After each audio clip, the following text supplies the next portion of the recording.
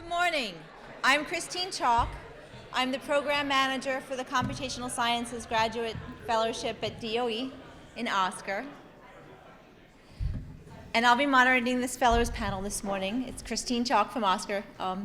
And our first speaker is Casey Berger from the University of North Carolina in Chapel Hill. Her field is in theoretical and computational physics. Her advisor is Joaquin Droet, and she did her practicum at Lawrence Berkeley National Lab. All right, everyone, thank you for being here for the first fellow talk of the morning. I'm really excited to tell you about some work I'm doing applying a method known as complex Langevin to non-relativistic rotating bosonic systems.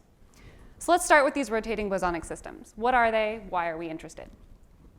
For those of you who are interested in quantum physics and know a little bit about it, I'm going to give you some physical details. The rest of you don't have to worry too much about this. We're going to talk a lot more about the algorithm than the physics. So what are non-relativistic rotating bosons? Bosons are integer spin particles. This is different from fermions, which are half-integer spin particles. This may not sound important, but it's very crucial to how the particles interact. Non-relativistic means they're not moving very fast. These are not particles that are moving near the speed of light, so we can treat them like things that are not moving very fast. They are also held in a region by an external trap, so you'll have some sort of magnetic field or something that's making sure the particles remain in a certain space. And they're also interacting with each other, which means when they get very close, they either are repelled or they're attracted to each other. And finally, of course, they are rotating. All right, so that's what they are, more or less. Where do we see these? Why are they important? So these span a huge range of relevant physical systems, from very tiny to very massive scales. So we see this in superconductors that are placed in a magnetic field. We see them in pulsars, so they're very important for astrophysics. We also see them in rotating nuclei. And finally, for the ultra-cold atomic physicists in the room, they appear in rotating superfluids and dilute atomic gases. So before we talk about what work I'm doing, what work has already been done in this field? Well, way back in 1949, Lars Onsager predicted that if you forced a superfluid to rotate, it would form vortices. These are areas in the density of the fluid that go all the way to 0. So you end up with these little holes in your fluid. Well, it took 30 years. But finally, in 1979, experimentalists were able to observe this phenomenon in rotating superfluid helium-4. They were able to supercool the helium so cold that it was just a few degrees above absolute 0. This causes it to become a superfluid and show these quantum behaviors. And they were able to see these vortices. After 1979, a lot of work went into improving these experimental methods and these techniques so that you could get more controllable systems. And in the 1990s through the 2000s, a lot of work was done in this field in the experimental side. So this actually is dilute atomic gas. I believe it's rubidium. And you can see not only more vortices, but they form sort of a lattice structure. This is the lowest energy regime. So when the superfluid gets very, very cold, very low energy, it actually forms a triangular lattice of these zero density regions. So great, lots of work has been done on the experimental side. What has been happening theoretically in this time period? Not very much. So very sadly, theoretical advancements in the study of rotating superfluids since the 1950s have been very minimal. A lot of the work is what's called mean field calculations, which really gives you more of a classical vision of what's happening. It doesn't really get into the interesting quantum behavior that we want to study. So why? Why are we so stuck? Why has experiment made these huge leaps and theory has really been back in the 1950s? Well, theorists, when they want to study many-body quantum systems, they tend to use a method known as quantum Monte Carlo. This is actually a huge collection of methods of Monte Carlo techniques that can be used to compute the properties of many-body quantum systems. So how does this work? Quantum Monte Carlo originates with the path integral formulation for quantum mechanics. This allows us to compute observables. Observables are anything that we want to measure, that we could measure in experiment. So energy, angular momentum, density, all of these quantities. And we do this using something known as a path integral, this object z. This is an infinite dimensional integral, and it is weighted by this e to the minus s. So s is the action. The action encodes all of the dynamics of the system. So all those bullet points on the first slide that I told you not to worry about, those are all in s. Great, that's all you need to know. So finally, what we can do is we can take this path integral and we can compute observables. The average value of the observable is denoted by these brackets. We do this by essentially treating this e to the minus action as a probability distribution. And this is it weights the value of the observable for that particular field, phi. Okay, so I mentioned this is an infinite dimensional integral. Some of you might be thinking, I'm not sure how this helps. How am I supposed to compute an infinite dimensional integral? Quantum Monte Carlo actually lets us evaluate this integral stochastically by treating this probability, or by sampling from this probability distribution of e to the minus s. So this is lovely. Let's look at a quick example. So let's take a very, very simple action. It's just a times the field squared. Beautiful quadratic action. Probability distribution for this action is a Gaussian, another lovely, simple function. So we could, for example, calculate the energy by performing a weighted sum over the value of the energy for each field and then the probability of that field configuration. All right, fairly straightforward. This is our probability distribution as a function of the field for this particular action. It's really well defined. It's positive everywhere for all values of the field. It ranges between 0 and 1. And there's no isolated regions that would be difficult to sample from in some sort of Monte Carlo method. So this is great. If all of our quantum Monte Carlo systems look like this, we'd be very, very happy. Unfortunately, they don't. So what happens when we don't have a well-defined probability distribution?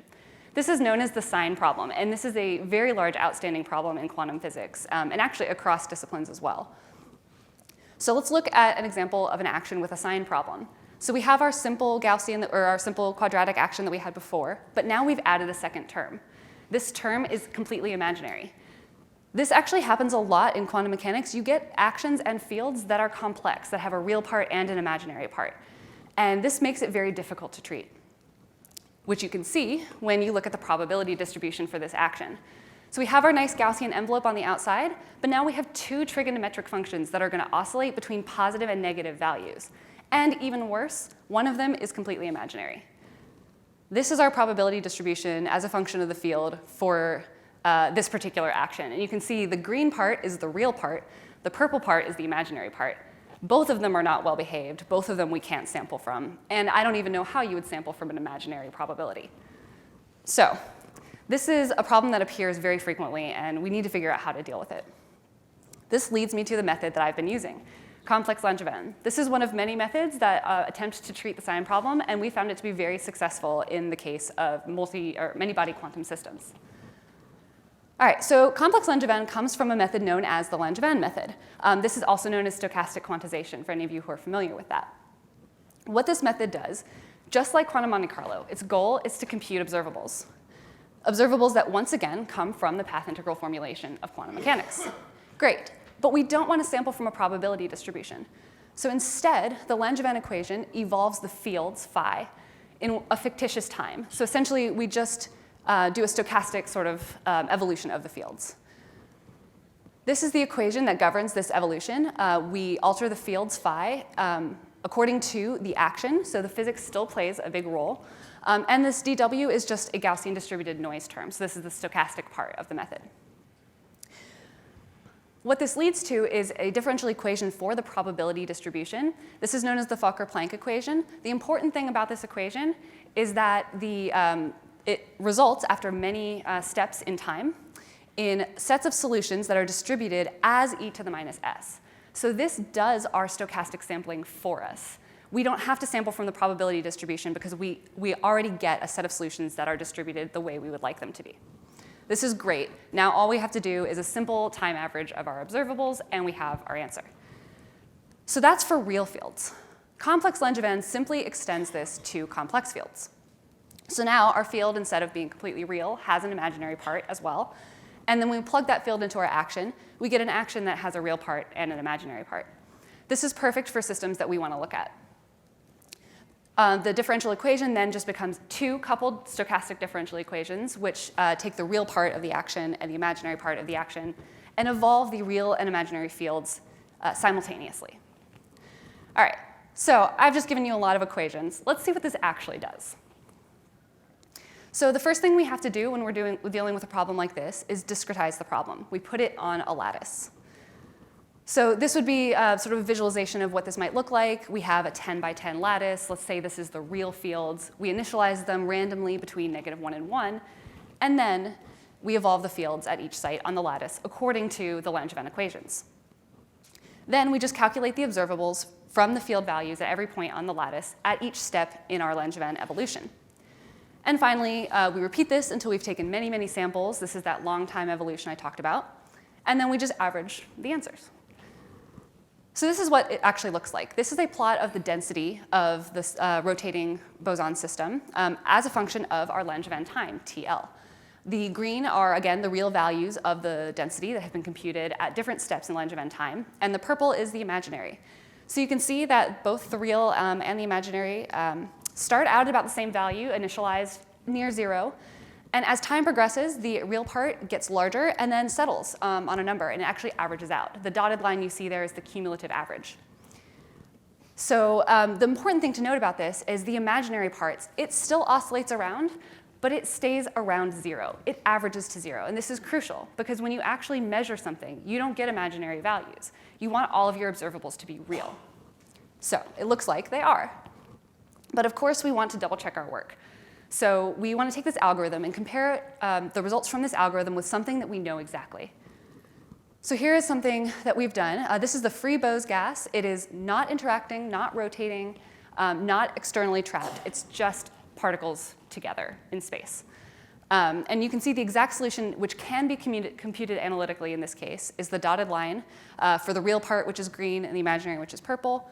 And then the shaded areas are our complex Langevin solution within error. So you can see that we have really good agreement with the exactly solvable solution. And this is, again, density as a function of the chemical potential, which is as you increase chemical potential, you get more and more particles, higher density. OK, great. So now that we've confirmed that this works on something that we know the answer to, let's look at something that we don't know the answer to. These are some preliminary results for this is the real part of the density as a function of the chemical potential. But now we have interaction, traps, and rotation. And you can see that we have, for 3 different values of rotation, from 0 all the way up to 0.4, scaled with the temperature of the system. You can see that as the rotation increases, the density actually decreases. We think this is an energetically favorable situation, where as you increase the rotation, in order to keep the energy low, the system has to get less dense. So this has been an interesting result so far. This is the angular momentum of the system as a function of the rotation frequency. So this is generally a linear behavior classically. And so we see some interesting nonlinear behavior as we get to higher rotation frequencies. So this is something that bears a lot more investigation. All right, so this is what's been done so far. There's some future directions we'd like to take this. First, I want to start looking for vortex formation in larger lattices. So far, the work that I've done has been on 21 by 21 two-dimensional lattices, so 21 sites in each direction. This is pretty computationally intensive, but if I want to see those little vortices forming, I need a much larger lattice so I can get better resolution. So this is going to take a lot more computing power, and it's something that's in the works right now. And so here are the vortex formation that I want to look for. And specifically, as I decrease the temperature, I want to see the triangular lattice structure start to appear. So again, higher resolution lattices are needed for this. And finally, one thing that we can do once we've found these vortices is calculate the circulation around them. We know that the circulation around a vortex in a superfluid will be an integer multiple of pi. So that's a nice sort of benchmark that we've calculated, we know must be true, and we can compare the method with that. Anyone who's interested in learning more about complex Langevin, some of my colleagues and I have written a review paper. We will be posting it on the archive any day now. So if you're interested, send me a message. I am glad to make sure you get that link when it is live. All right, and I wouldn't be here today if it weren't for all of the help that I've gotten along the way. So thanks to my group, external collaborators, the Royster Society of Fellows, and of course the DOE CSGF for supporting me as a researcher. And I'm so glad to be here. Thank you.